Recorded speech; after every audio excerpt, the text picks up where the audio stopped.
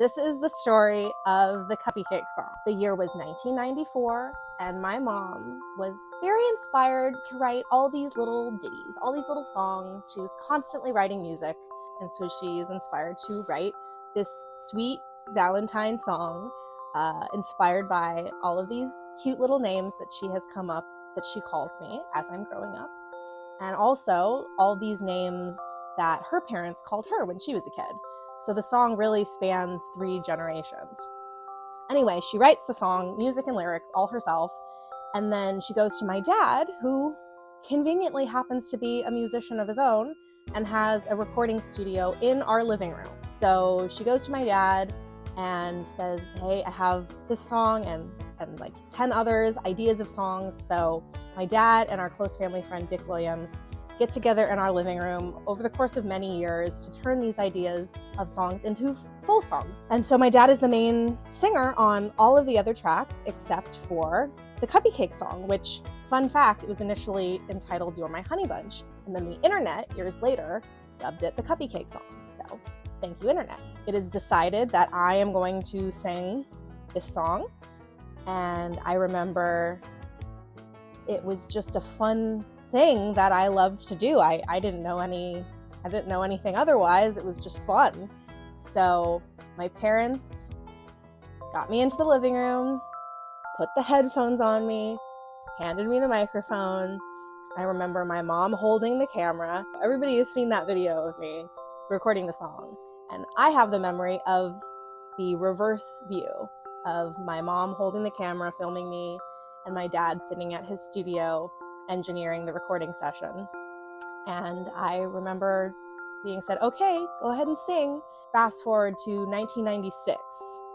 My dad decides to put just 15 seconds of that track of me at 3 up on the internet. And it wasn't that long after that, that audio recording was taken off of that place on the internet and started being sent around the world.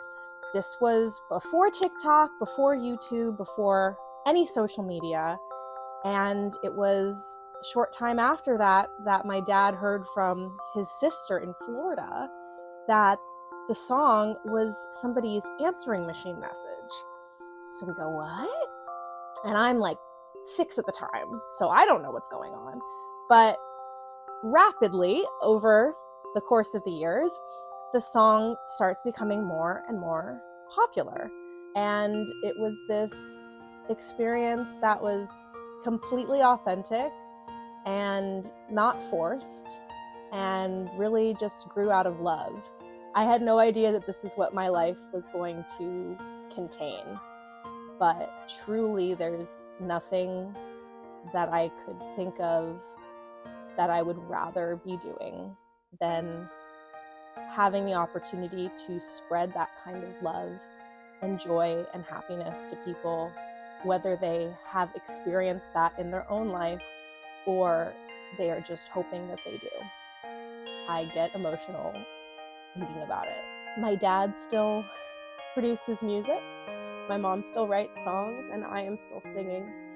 And so 2025 is the 30th anniversary of the Balloons album, and I'm looking forward to the rest of those songs on the album being heard and celebrated and appreciated, because I will say growing up with that kind of music and that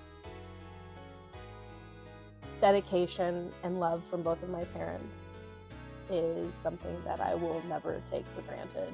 It's really special that those songs exist, that anybody in the world can play and can experience a little bit of the love that is in my family. More music is on the way, and I'm just so excited to have this opportunity to share more of the music that my family and I create. So thank you for taking the time to watch this video. That's behind the song and more songs too.